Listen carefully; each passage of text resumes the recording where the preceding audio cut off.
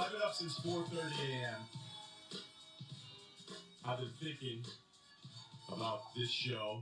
The show I thought I was going to do Monday. I did not do it Monday, and for a very, very important big reason. So we're all cool with it. But as I teased an announcement on Monday, we're going to go ahead and do it now. Russillo Show today with Will Kane, ESPN Radio and ESPN News. But I'm sure maybe some of you have heard or seen it out on social media, different reports. But this is going to be my last week at ESPN Radio.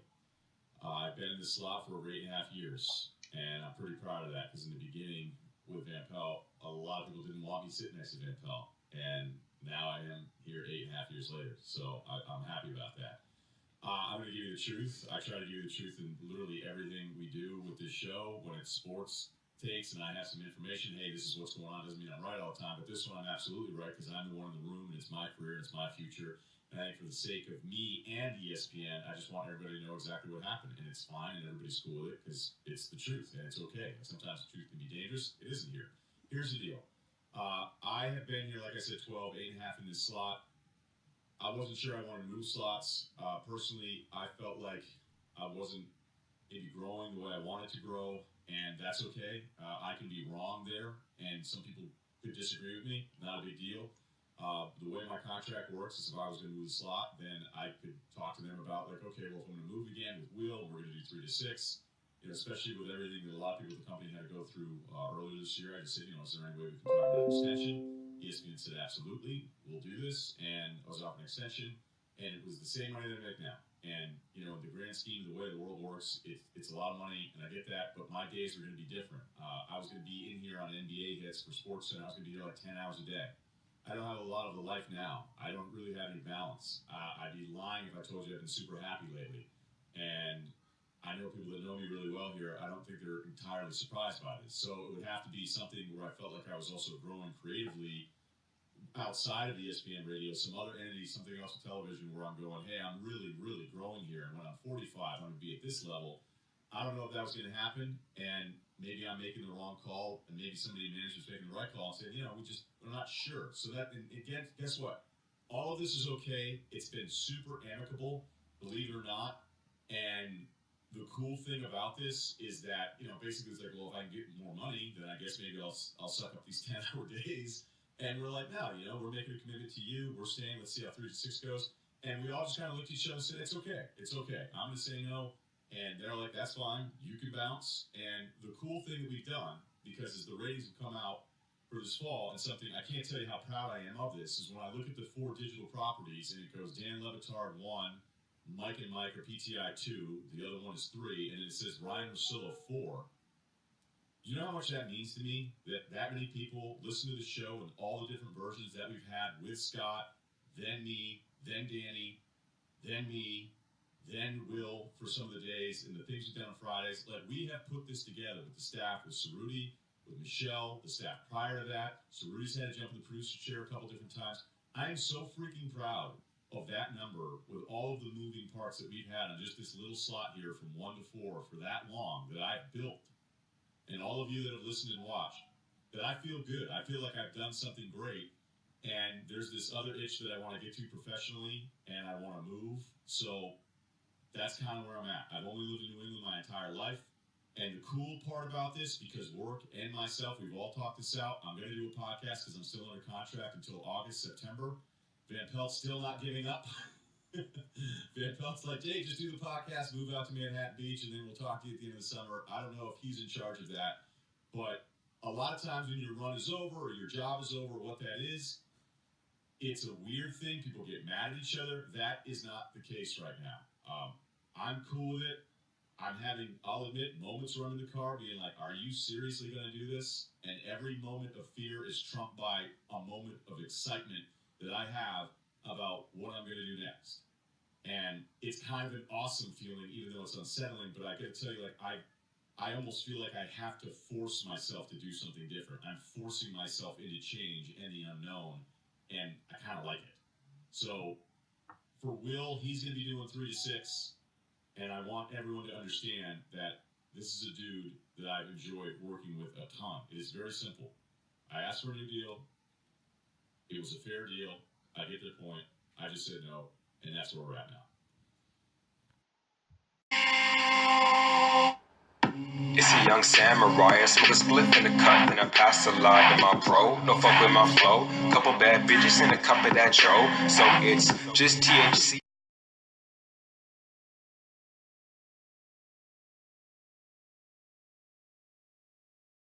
BBN, Jack Frost. What's up, party people? Hey, before this video we even continue, hit that like button, subscribe, and join the notification game. Hashtag Bronx Bonus. Let's get it.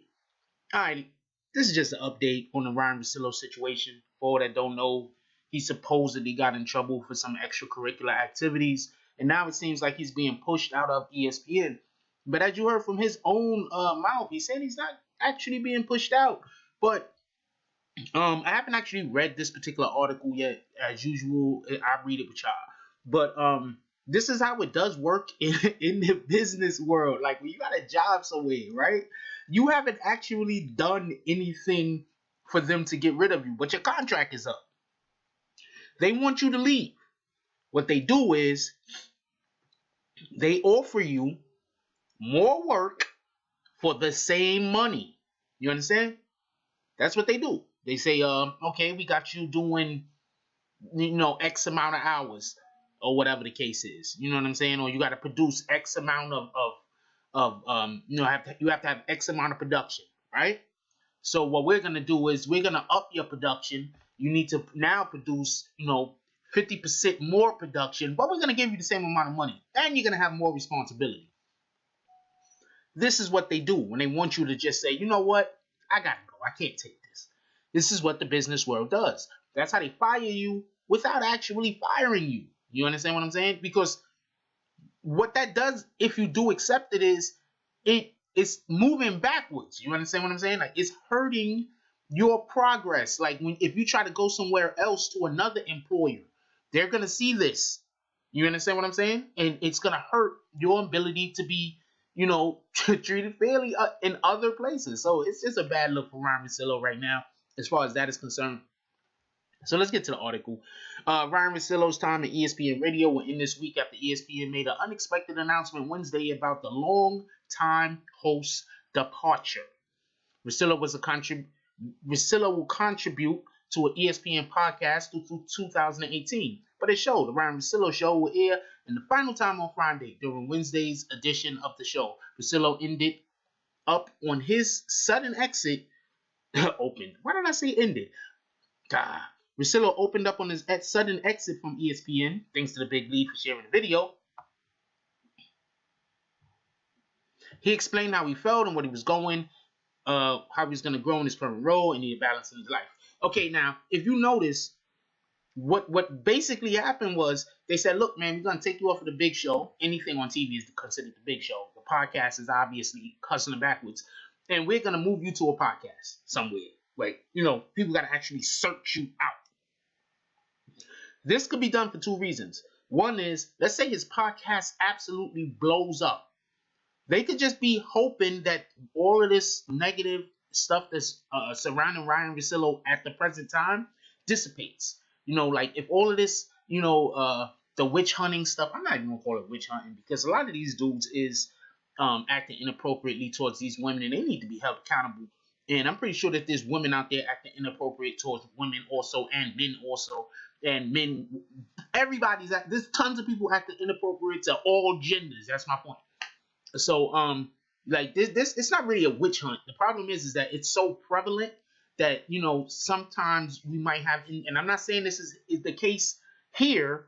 I'm just saying, just generally, sometimes we might have people fall inside of,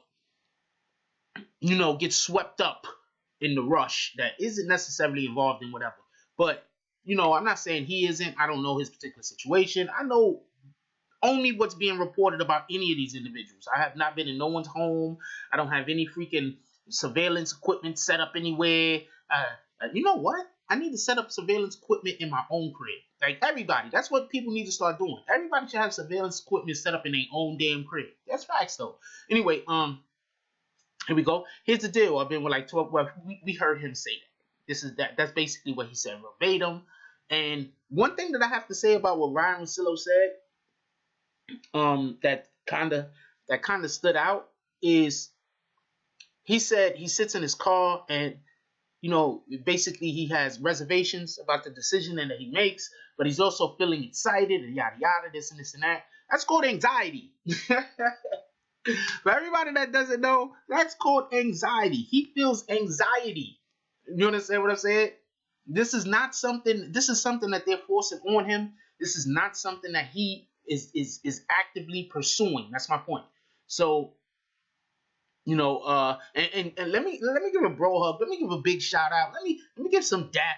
You know what I'm saying, to Ronald Leak for bringing this to. He's part of our community. Ronald Leak, for bringing this to my attention. He shot me the article because this is basically an update on the whole situation. So anybody that likes Ryen Russillo, he's gonna be on the podcast in the future, and we got to see how this play out. But I'm pretty sure that if, for whatever the reason is, all of this shit roll over, they're gonna give him another show. He just told you he's the 4th highest rated show for what they do. You understand what I'm saying? The 4th highest rated show for what they do. If this shit blow over, he's gonna get his own show back. That's just facts. Anyway, let me know what y'all guys think about this. I really don't want to make this video too long. Let me know what y'all guys think about this. Leave it down in the comment section. Like, comment, subscribe, join the notification gang. #RockFarmers. Let's get it. Yeah, look, I love y'all. And also, this is just a peripheral comment. A comment on the side.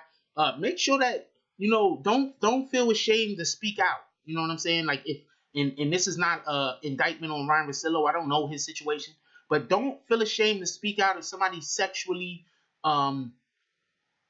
make you feel uncomfortable. You understand what I'm saying? Because it like what I think part of the issue is if somebody do something to make you feel uncomfortable, don't keep it to yourself and then go tell on them.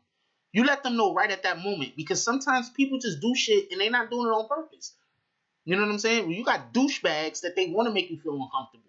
You understand what I'm saying? Like, seriously, I'm gonna tell you a real quick story. I was in college, right? I might have told this story before, but this is just what I'm trying to say. Like, you just got douchebags that want to make people feel uncomfortable. I was in college. It was the 2nd or 3rd college I went to.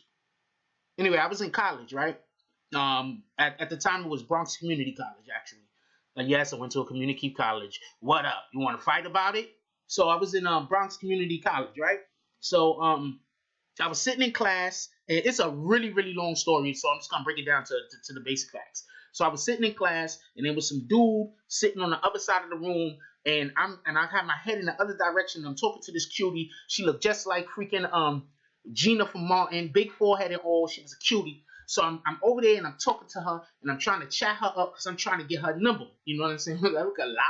So anyway, I'm trying to get with her. So you know how sometimes you feel people staring at you? So I turn around and there's some dude on the other end of the fucking room and he just staring at me. So I turn around, he's smiling at me, but I don't think nothing of it because I don't really care about none of this shit.